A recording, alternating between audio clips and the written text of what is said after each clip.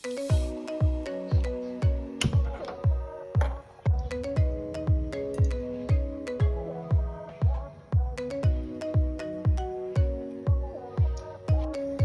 ചൂടായ ശേഷം ഉള്ളി, പച്ചമുളക്, കറിവേപ്പില എന്നിവ മൂന്ന് എണ്ണയിലേക്ക് ഇടുക. കുരുമുളക് ചേർക്കുക. കുരുമുളക് പൊടി, ഉപ്പ്, പൊടി ഇളക്കി കൊടുക്കുക. ഒന്ന് മൂത്ത് വരുന്ന സമയത്ത് നമുക്ക് കുറച്ച് കുരുമുളക് പൊടി കൂടിയും ചേർക്കാം. വീട്ടിൽ പൊടിച്ച കുരുമുളക് പൊടി ലേശം ചേർത്ത് കൊടുക്കും. 2 മുട്ട നല്ലപോലെ അടിച്ച് ചേർത്ത് കൊടുക്കും. വേഗം ഒന്ന് ഇളക്കി എല്ലാവരും വെട്ടി തീയൊന്ന് കുറച്ച് കൊടുക്കാം.